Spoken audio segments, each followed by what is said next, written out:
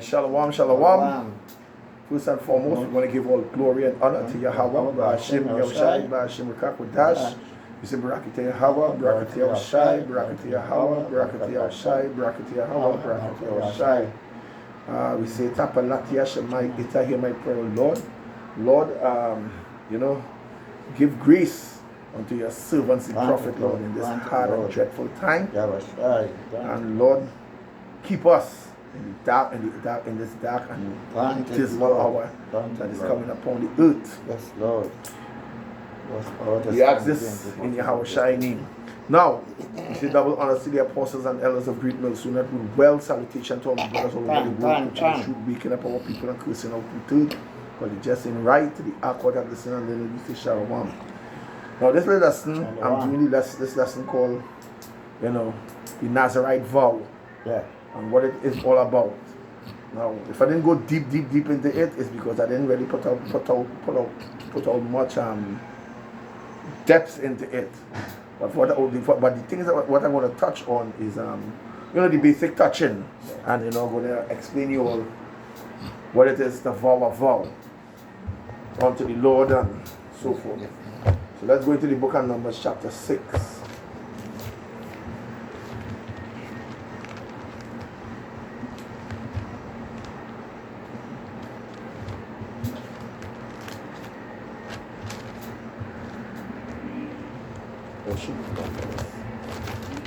Chapter 6, right? So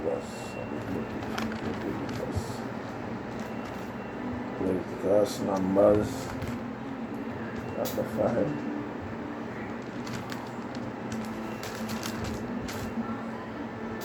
Right, come. Numbers chapter 6. We start from verse 1. Verse 1. Come. Right. This is the book of Numbers, chapter 6 and verse 1. Now, this book is called the law of the Nazarite. Can. You understand? The Rastafarians believe that their hair is the Nazarite hairstyle. And then their lifestyle doesn't go with what the scripture say. Can. When you get into this and understand what the Nazarite vow is all about, it's no Rastafarian hairstyle. Your hair binding and ticking together. That's not the Nazarite vow. That is that is not even, I will call it a Japhetic hairstyle that the East Indian, the Persians, the East Indian adopt. Yeah. So it's an ancient Japhetic hairstyle, but it's also East Indian hairstyle too. In the Baha'i faith in the Baha'i faith in India, the Swamis and them. Yeah. And the old Swami and them just have long dreadlocks. Yeah. And they call themselves holy man in India. They call themselves holy man in India with those hair style. But the Nazarite, our Nazarite hairstyle was never binding hair. Like your locks snap and da. That is not the truth. Because that is what you call dead hair. Done. The Nazarite vow is cane root. What you know as cornrow or braided hair. That is the locks. That is what you call lock or interlock. And we will get into that. And that custom we came across on this side of the world with that custom. Yeah, we came across on this side of the world with that tradition. Cane ruin we hear. That is Israelite custom. Both the Gadites, the Reubenites, and even the Judites and the Benjamites. We people have cane ruin with tradition. That's why you go to the ghetto theory. You always see a nigga cane ruin the hair. Both man and woman. You understand? But we do it unaware, not knowing that is the Nazarite vow. We do it unto the Lord. No, it's our tradition, but it's just when you're doing that, you're supposed to vow a vow unto the Lord. When you're doing that, that's why the Bible says a man should pull your hair, which is having hair like our brother nigga having hair like this. You understand? But when you begin to interlock your hair or lock your hair, you are actually taking the Nazarite vow. You understand? And if you're doing that, you're going to have to vow unto the Lord. Unto the Lord. Alright, so let me get in Numbers chapter 6 verse 1. Good. Yeah. And this is the book of Numbers chapter 6 and verse 1. Word. The Lord spake unto Moses, saying, Speak unto the children of Israel, and say unto them, when ye enter, No, when either man or woman, you say when either man or woman, so both male and female could vow this vow unto the Lord, but it's a vow. May I just say this, a vow is for a particular period of time. It is not for the, like the Rastafarians had the locks, the dreadlocks up on their head, and they say, well, that is the Nazarite vow, and they go party with it, they smoke weed with it, they do all kind of filth with it. Yeah. And they say they Nazarite. That is not godly. But you know that can never be what God talking about here.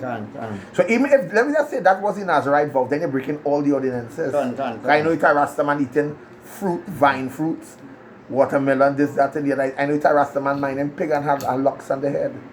I have, well, not locks, but dreadlocks on the head.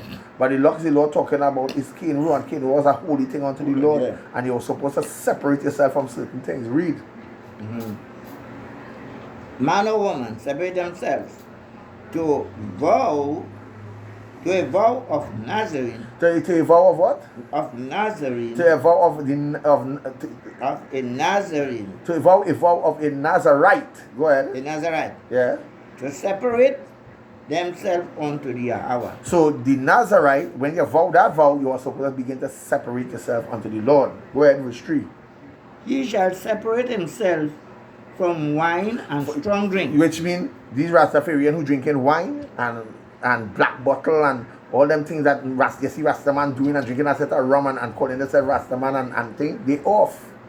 And somebody say, well, but I got to gain on the Rastaman. Is that gain on the Rastaman? I tell you exactly what it is. Because a lot of our people out there believe that they could come to this thing but have dreadlocks on their head. That is not in this truth, brother. In this truth, no dreadlocks. If you begin to cornrow your hair and doing that, that is a vow of separation. Then you have to separate yourself. That's why it's better you trim your hair and pull your hair, like you see, like how we have it, you pull your hair. And then when you reach a certain height, either you could cut it down to a little low that you can maintain it. Yeah. But from the time you begin to pull your hair, you interlocking your hair, you are vowing a vow unto you are supposed to be into the Nazarite vow. And our people do it, but they do it unconsciously. So know what you're doing. When after this lesson, I expect everybody to know what they're doing. Go ahead, read. Verse 3. And he shall separate himself from wine and strong drink. Well, and drink no vinegar or wine. Right, no vinegar or wine. Of wine. Of wine, go ahead. Or vinegar of strong drink. Or vinegar of strong drink, go ahead. Neither shall meaning no strong drink, go ahead. Neither shall he drink any liquor of grape, nor eat moist grape or dried. Yeah, neither will he no vine crop, no nothing you're supposed to eat unto the Lord. No form of that. Yeah. Go ahead, verse 4. All the days of his separation. You see, all the days of his separation, go ahead. Shall he eat nothing that is made of vine tree. Go ahead. From the kernel even to the husk. You say from the kernel even to the husk, you can't eat nothing. So anything that is of vine, you separate. Watermelon, grapes, anything that grow in vine, you're not eating these things. Verse 5, go ahead. All the days of the vow of his separation, there shall no razor come upon his head. So he will continue to interlock his hair. When he lose it out, he wash his hair out, and then he continue to lock his hair before the Lord. But his hair cannot bind. Just say he can't bind and turn what you call Rasta hair. No. That is how that spirit entertaining thing. He will continue to interlock his hair and lock it because of his separation before the Lord. Go ahead. Until the days be fulfilled. Until the days be fulfilled. So the vow is up top there. You can vow if the vow is no, that's you vowing a vow unto the Lord, and you vowing that vow. Let me say if you vow a vow, say Lord, I'm going to interlock my hair for 8 months. That 8 months, you must separate yourself from all these things that the Lord said. If it's 2 months, a month, 2 weeks, 3 weeks, but it can't be weeks really, so it will be month. You understand? 3 years, sometimes the vow go for years, sometimes 5 years, 6 years, 10 years, 12 years.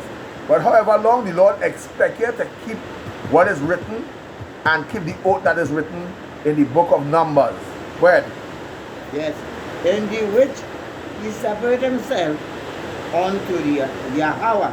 Where? He shall be holy. He shall be what? Holy. That is why I tell you the Swamis in India, those old Indian Swamis, now people so contrarian don't understand what is the Nazarene vow, so they think the hair must bind together, and they believe that that is the way of the Lord, but that is not the way of the Lord.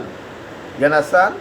Yeah. And so they just call the Swami men in India, the old Swami pundit, and them, and they use it that way. Yeah. And they call them holy men because they know the scripture say the man who vowed the vow unto the Lord, he shall be holy and shall let the locks of the hair of his head grow. Right? So they continue to interlock the locks and let it grow. Where? Verse 6. Verse 6. All the days that he separated himself unto the Yahweh. You see, all the days that he separated himself unto the Lord. Go ahead. He shall come at no dead body. He shall come at no dead body. Go ahead. Yeah. He shall not make himself unclean for this. He says he shall not make himself unclean for his father or for his mother. So he cannot present himself in no filthy way before his father, before his mother. No form. That man must be a clean, cleanly person. Well, for his brother or for his sister. So he cannot make himself unclean before his brother or his sister. Well, when they die. When they what? When they die. When they die. Go ahead. Because this consecration of his God is upon his head. He said, but the consecration of the Lord power is upon his head. So which means he had the hair of Almighty God. If you notice any picture we have of Yahweh and Yahweh, they always have big hair. So why the Lord have big hair for? Because the Lord, to begin with, he's Yahweh Shai of Nazareth. And he was born from birth a Nazarite unto the Lord. What? Yeah. All the days of his life, all the days of his separation, he is holy unto the Lord. He's what? He's holy unto the Lord. Yeah, the Lord said, be ye holy because I am holy. Separate yourself because I am separate. If any man die very suddenly by him, and he hath defiled the head of his consecration, then he shall shave his head. Yeah, so if a death in the place and he near the death or come near the death, and the Lord say it doesn't matter how it happened, no, he defiled the vow of the Lord. So what if one time he shave his head off, right? He shave his head off and be shaven because he defiled the consecration of the Lord. That's why this man, when the men who took the Nazarite vow in those times into, they used to separate themselves completely from everybody. There was holy men, separate men. There was men you wasn't around the tongue. Where? In the day of his cleansing. In the day of his what? Of his cleansing. In the day of his cleansing, go ahead. On the 7th day shall he shave it. So 7 days shall he shave it. Go ahead.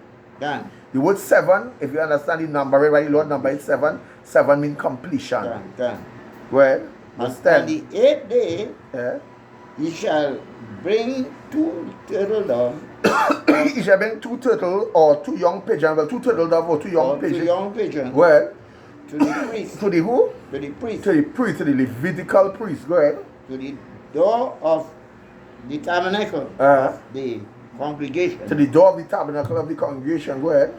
And the priest shall offer the one for a sin offering. And the priest is going to offer one for a sin offering. And the other for a burnt offering. Yeah, for sin. Why you say one is for a sin offering? Because he did stand in the midst of sin. Because he broke the vow, so it was sin was imputed. So for him to be cleansed from that sin, he must do that. Go ahead. And make an atonement for him. Yeah, and he said, and make an atonement for what? For him. For him, go ahead. For that he sinned by the dead. For he sinned by the dead, go ahead.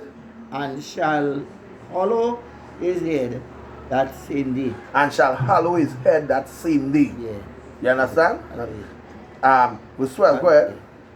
And he shall... You shall... want to say something about hallow? Go ahead. No, I just didn't. Right, verse 12. And he shall consecrate unto the hour days of his separation. Go ahead. And shall bring a lamb of the first year for a trespass offering. Go ahead. But the days that were before shall be lost, because his separation was defiled. Yeah, can't see what he say. He shall bring a lamb of the first year for his trespass offering, but the days that were before shall be lost, because his separation was defiled. Yeah. So this was very serious before the Lord. Yeah. Now, all this what we reading here, somebody will ask the question, but under God, he say, now as Yahushai is our sacrifice and things like that. If somebody were to vow a vow, the same ordinance goes with it. It's just this time, Yahushai is the sacrifice. He paid that price in the sacrifice, but the separation and staying away from vine crop and all of that, it still applies even today. But I know brothers who, in the truth, who decide to be who have Nazarite consecration vow, like our brother from Sakari, brother Alazor, and one or two brothers, I can't remember the name, but they have consecration. They know about the consecration Nazarite here up on the head, and they know they are to keep away from wine and this and that and the other and all these things. So they know that the same principle applies, because he's the same yesterday, today, and forever. He never changed. It's just that Yahushua is our sacrifice now. You understand? So we don't have to really go and kill a lamb and do this and do that and do all of that. Yahushua paid all the price for us. But the same principles apply. The same principles apply. So my suggestion to anybody who wants to do that, know what you're doing before the Lord. Well, the scripture says when you vow a vow before the Lord, he expects you to perform it, and to perform it according to the rights of your forefathers. In other words, perform it according to the law of God, according to your forefathers. Perform it that way, and keep the ordinances written therein. So you know, there's a saying I remember my teacher used to tell me, especially Buka, he used to say, do not say something to the Lord and then you're stupid, and after that you can't keep it. Because there's death with this thing going here. The Lord can pay it to death, from making a fool, from trying to play him as to make the Lord a fool, and making yourself a fool also. Yeah, because the Lord will deal with fools and idiots. The best thing to do is don't even think about it. You understand? Don't even think. If you know you can't perform this vow before the Lord, leave it alone. You understand? That's why the Bible says, better a man poorly here and have it just normal before the Lord. But for the day you start to do that, you are actually putting on the Nazarite vow, which means everything that is written here, you will have to perform it before the Lord. Again, Hebrews 13:8, he's the same yesterday, today, and forever. He never changed, and his ways are still the same. Right, continue, Pops. And this is the law of the Nazarite. And this is the law of the what? Of the Nazarite. When the days of his separation are fulfilled, he shall be brought unto the door of the tabernacle for the congregation. Now give me Acts 21 and 26. Acts.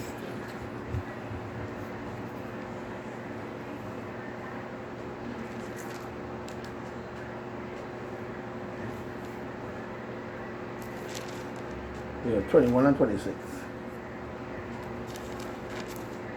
21, 30 page. Yeah. This is 21 and 26. Yeah. There's got to be something here. Yeah. This is the book of Acts, the 21st chapter and the 26th verse. Well, Then Paul took the men and the next day purified himself with them, entering into the temple to signify the accomplishment of the days of purification, until that offering shall be offered for every one of them. can. Because why? Paul had a Nazarite vow before the Lord. Can. Paul had a vow before the Lord, and he knew the order of his father. The order still stands even today. That was in Paul's time, and Paul they still had to make a atonement sacrifice before the Lord. And Yahushua already did die and gone, and it was a ransom. And Paul knew that you couldn't play with the laws of God at all. So he had to perform the vow of the Lord for him and for also for the men that was with them. You understand? So this is the law of the Nazarite, and that the laws of God is to be fair. Now, give me Judges chapter 16, and we starting from verse 13. Judges chapter. How's Deuteronomy? After Joshua, Judges what? Chapter 16, verse 13.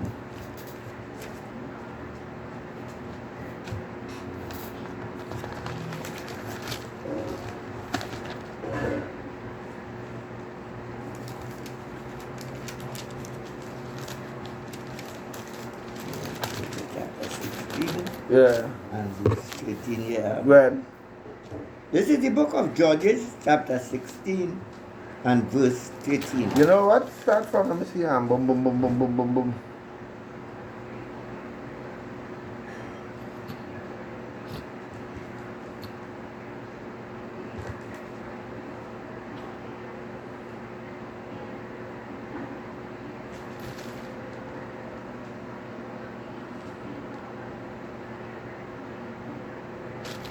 Boom, boom, boom.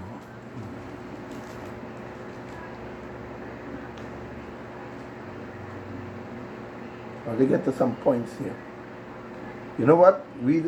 All right. Read from verse 13. Go ahead. This is about Samson and Delilah. Samson was a Nazarite unto the Lord. The Lord from the womb. The Lord consecrated his mother consecrated him as a Nazarite unto the Lord. And he was powerful. And the strength of the Lord used to be in his hair. Yes. And the secret is that he was separate unto the Lord, and he was not supposed to go around no dead and so forth. You understand? But of course, it always have a woman to thief a man's head. And this woman called Delilah decided that she go thief Samson's head. Man and woman, right? Yeah. Read. Yeah. And this is the book of Judges, chapter 16 and verse 13. Well. And Delilah said unto Samson. That way, the Lord say, you see, woman is a thing a man have to really be careful with, Be careful with it. It's not that a man shouldn't have a woman. We ought to have women because, that is the natural nature of life. But a woman, from the woman become the beginning of sin. Meaning to say that, look what the length this woman called Delilah do just to destroy the man. The man, yeah, destroy him. Yeah, seduce the man, make the man fall in love with you, and to the end of everything, look at to kill the man on the low. All because she was for she people. You understand? And to thief the man head for the man. There's another scripture that says, give not your strength unto a woman. True. For many have been deceived by what? The beauty of a woman. And Delilah was a beautiful, wicked bitch. Read verse 13, go ahead. This is the book of Judges, chapter 16 and 13. Go ahead.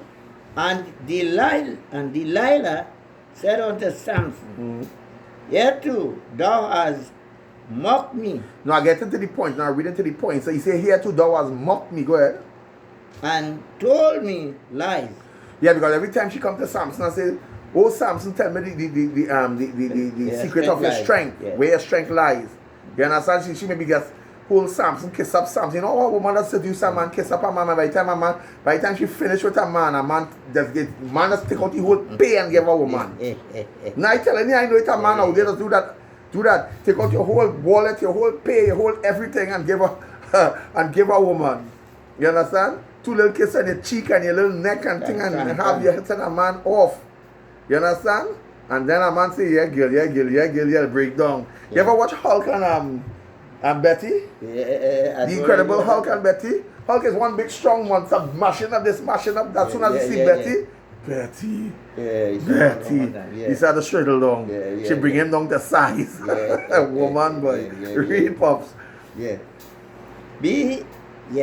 Tell me wherewith thou mightest be bound.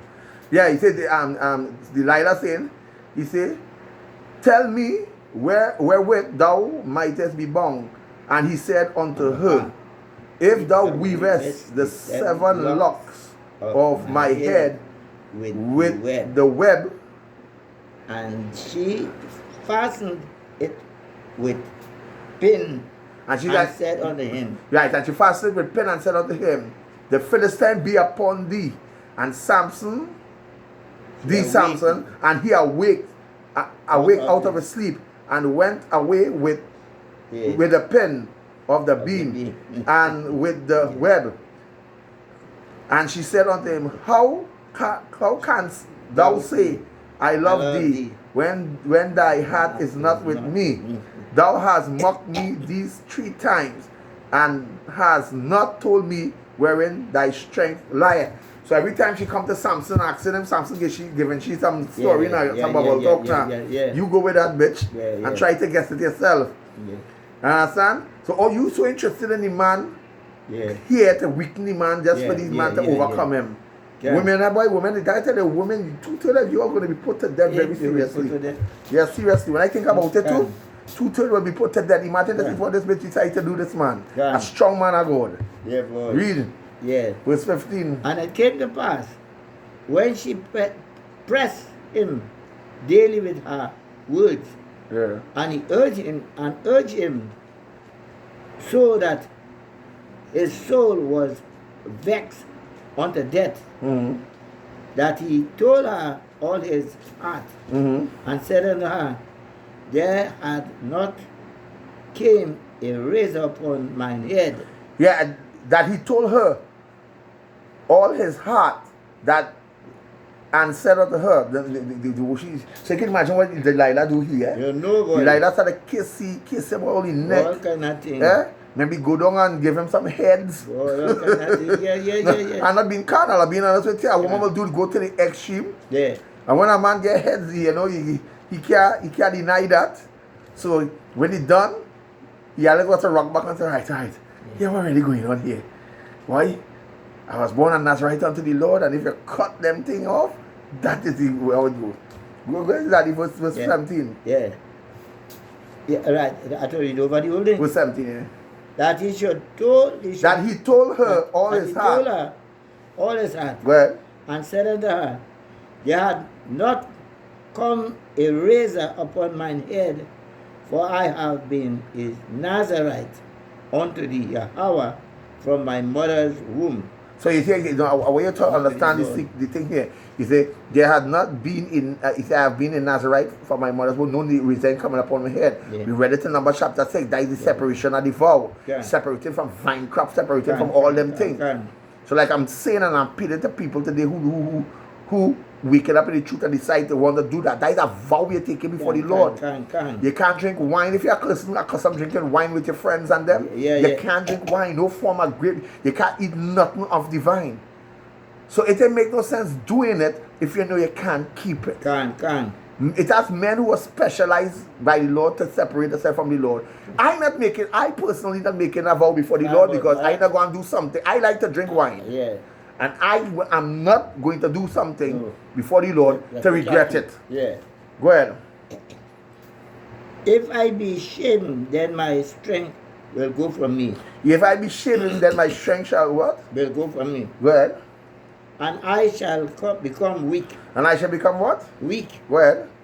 And be like any other man. And be like any other. He said, I become weak and be like any other man. Verse 18. Go ahead. And when Delilah saw that he had told her all this because a woman doesn't know when a man talking the truth, and when a man really pour out the heart, she doesn't know.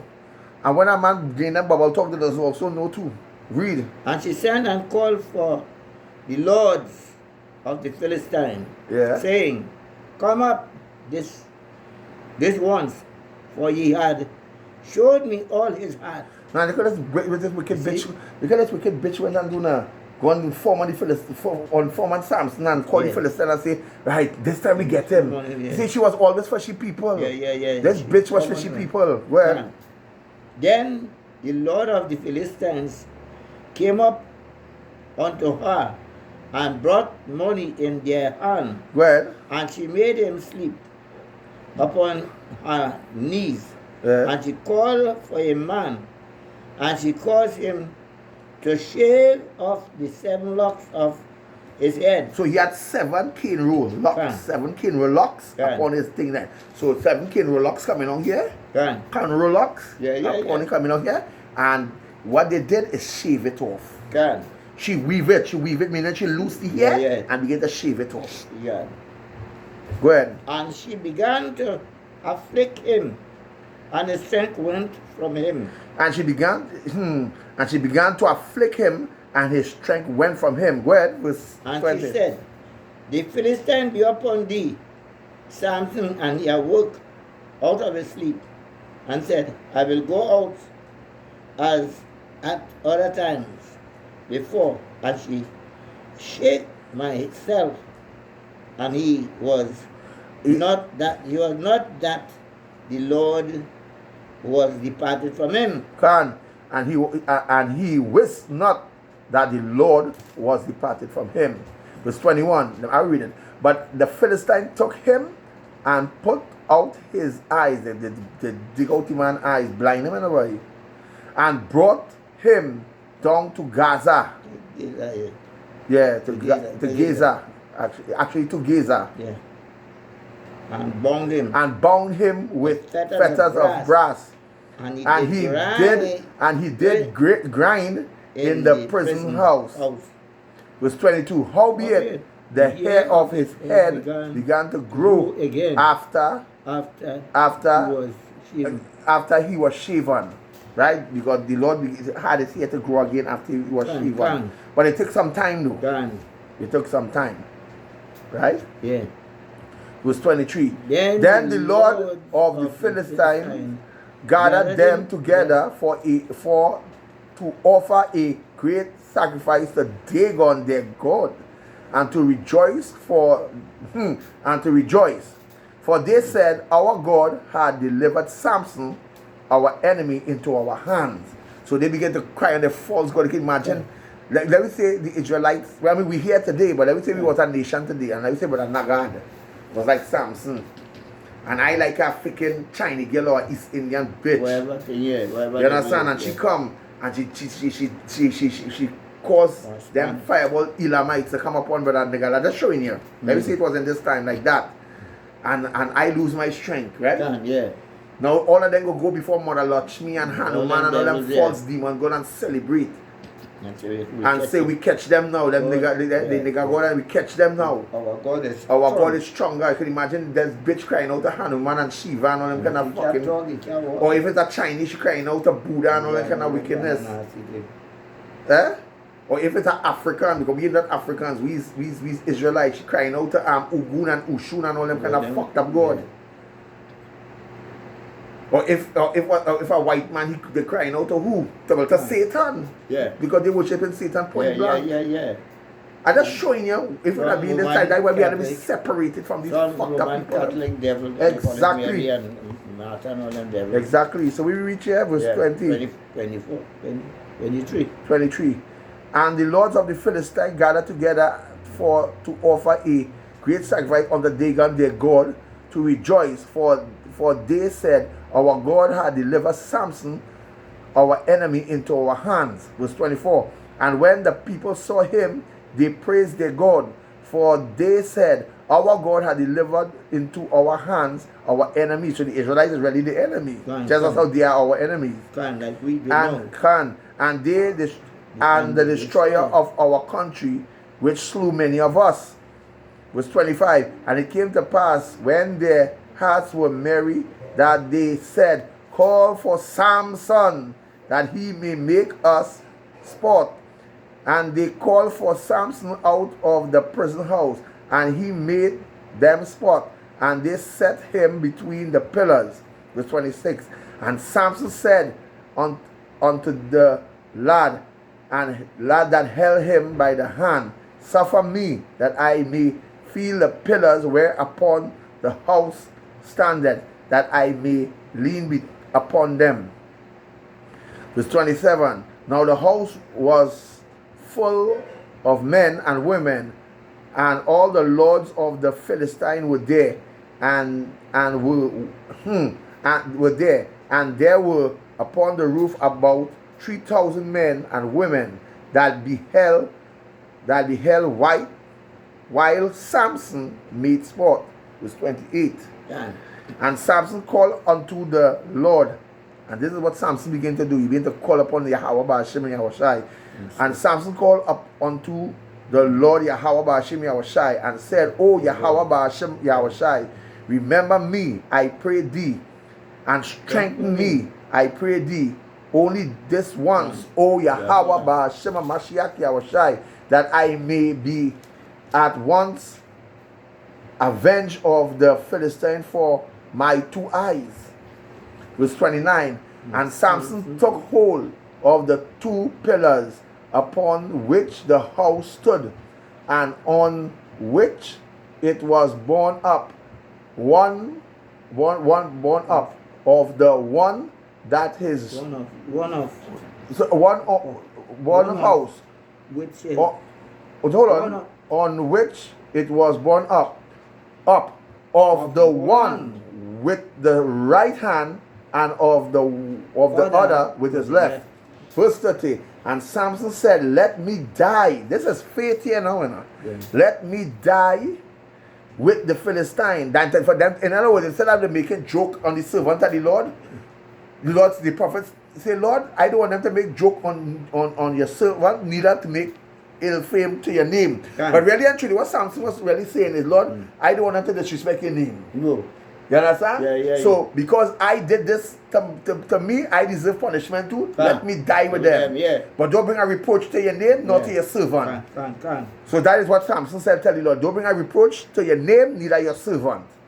And Samson took hold on the 2 pillars, and upon which the house stood, and on which it was borne up, of the one with the right hand, and of the other with the left hand.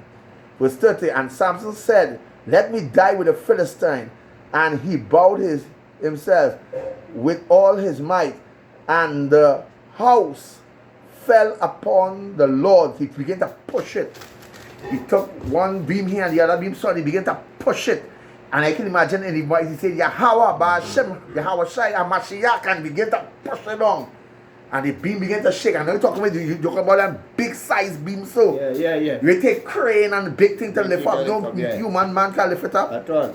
But Samson, through the Spirit of the Lord, began to push them thing, and the beam began to rock, and the whole thing fell down. And Samson said, let me die with the Philistine.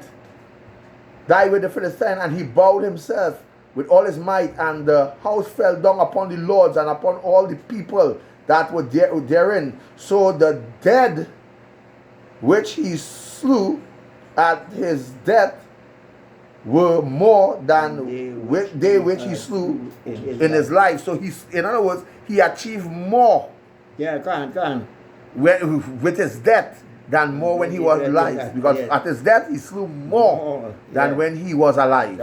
With the donkey jawbone and all them kind of things. Verse 31. Then his brethren and all the house of his father came down and took him and brought him up and buried him between Zoan and Eshtalu in the burying place. And Manoah, his father, and he buried with his father Manoah, right? And he judged Israel 20 years. Now that's a beautiful story to read about Samuel. Give us 1 Samuel 1 and 11. Another Nazarite is Samuel. We're talking about our sister Hannah prayed for Samuel. 1 Samuel This Samuel chapter 1 and 11.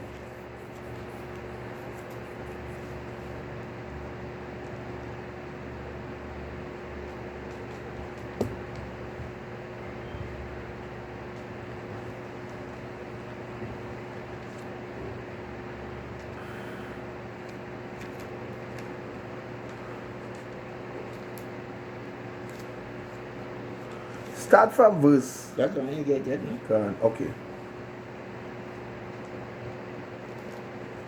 You may help you? That's all. Hold on. Let me help you. Samuel. Yeah. Right. But we look look for first Samuel, like second Samuel. Yeah. So, the moral of the story, first Samuel chapter 1. Right. First Samuel chapter 1. The moral of this story. Do not give your strength to a woman. Well, all that too is when you vow the vow of the Lord, you have to separate yourself from everything. If you're a person like I say, like to drink, and nothing wrong with drinking, like because the scripture says drinking is part of our heritage too. Like a bold lady. Hold on, drinking is part of our heritage too, so it's nothing wrong with taking a little drink off and on. But the point about it is, if you know you like to drink and you decide to explore the Nazarene vow until you say, but I feel like I could do that, Jake's like to just decide to I feel like I could do that. I feel the Nazarene vow is not a feeling. Don't like your cursing God in. No, because you have to be separate unto the Lord, and there's that calling you have to get from the Lord. It's not a feeling, I feel to do that. This Bible goes beyond your feelings. Yeah. Alright, First Samuel chapter 1, verse what? Let me start from verse 3. In fact, start from verse 2. Let me start from verse 1 and get out of it. This is the book of Samuel, 1 Samuel, chapter 1 and verse 1. Right. Now there was a certain man of Ramat Tahim. Tahim.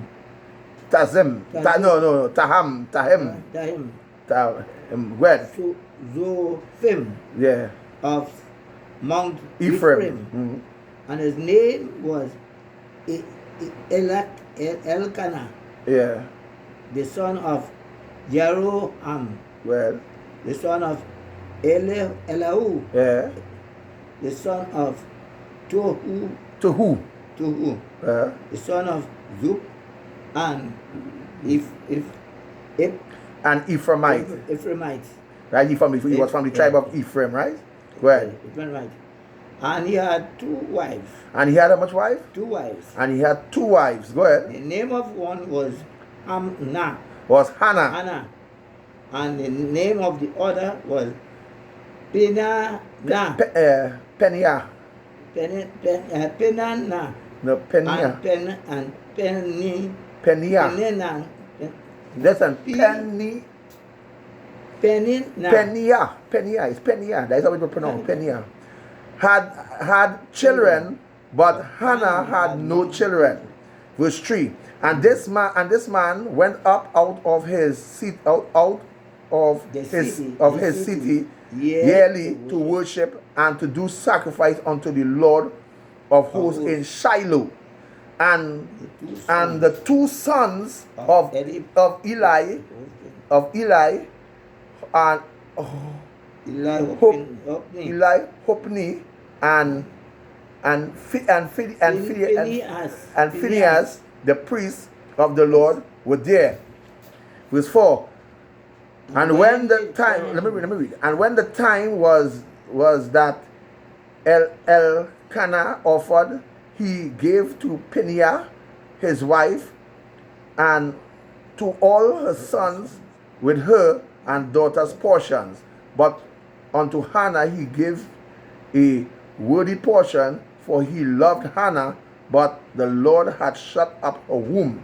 Verse 6. And the adversary also provoked her sore, for to make her fret, because the Lord had shut up her womb. Now, let me just say something. What caused Hannah to be fretting and thing? For back in the days when a woman couldn't make child and thing in Israel, it was like a shame now. So she used to be blasted and bombarded by other women. You understand? Like the Lord called she names like Baron and You know, squanchy, actually squanchy, because when you're bringing forth life, that means the blessing of the Lord is right. When you're bringing forth life, it was a blessing from the Lord. But when a woman's womb was shut, it was like a curse. Yeah. But anyway, with 7, and as he did so year by year, went she up to the house of the Lord, so she provoked her. Therefore she wept and did not eat. Then Elkanah her husband said Elkanah her husband to her, Hannah, why weepest thou, and why eatest thou not? And why is thy heart grieved? Am not I better to thee than these? Am I not better to thee than these 10 sons? Question. So Hannah rose up after they had eaten in Shiloh, and after they had drunk. Now Eli the priest sat upon a seat by a post of the temple of the Lord, and she was in bitterness of her soul, and prayed unto the Lord, and wept sore. This is what I want you to pay attention carefully to this now. Verse 11. And she vowed a vow and said, O Lord of hosts, if thou wilt indeed look on the affliction of thine handmaid, and remember me, and not forget thine handmaid, but will give unto thine handmaid a man child. That is the blessing of the Lord, and not a woman child, a man child, the blessing of the Lord. Then I will give unto him. Then I will give unto him unto the Lord all the days of his life. Then I will give him unto the Lord all the days of his life, and there shall no razor come upon his head. The Nazarite vow. So what she's telling the Lord, I'm going to take this child, consecrate the child unto you, O Lord, and I'm going to separate the child from everything according to the law of your prophet Moses. That is what Hannah is telling the Lord there. Verse 12. And it came to pass, as she continued praying before the Lord, that Eli marked her mouth. The priest overheard what she said and marked her mouth and said, and said, you know, a priest is back in them days. The priest wasn't like what we have today. You know, them priests was so powerful and so spiritual. If you saying something before the Lord and the priest heard it, the priest go watch you and do so. And mark you from this day.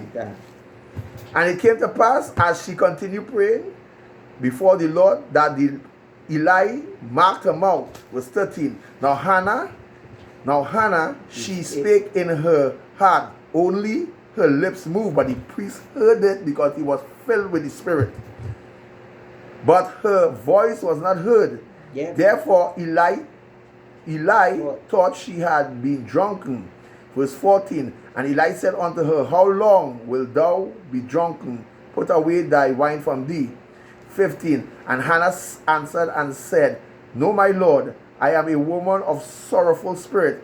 I have drunk neither wine nor strong drink, but I have poured out my soul before the Lord. Verse 16. Count not thine handmaid for a daughter of Belial,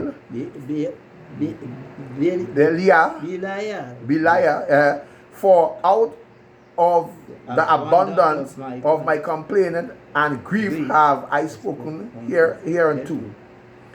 Verse 17. And Eli answered and said, Go in peace, and the God and the power of Israel grant thy petition that thou hast asked of him. Verse 18. And she said, Let thine handmaid find grace in thy sight. So the woman went her way and did eat, and her countenance was no more sad. And because the Lord spake. And verse 19. And they arose up in the morning early and worshipped before the Lord power of heaven, which is the God of Israel, Yahweh Ba'Shem Yahushai, like the God you worship before. and returned and came to their house in Ramah. And Elkanah knew Hannah his wife, and the Lord remembered her.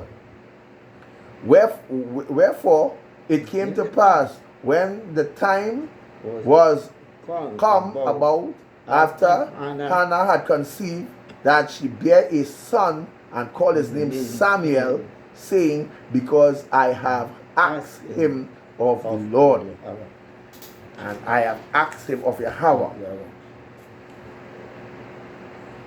Now I'm gonna jump verse 21. And the man Elkanah all the days of all his house went up to offer unto the Lord the yearly sacrifice and his vows.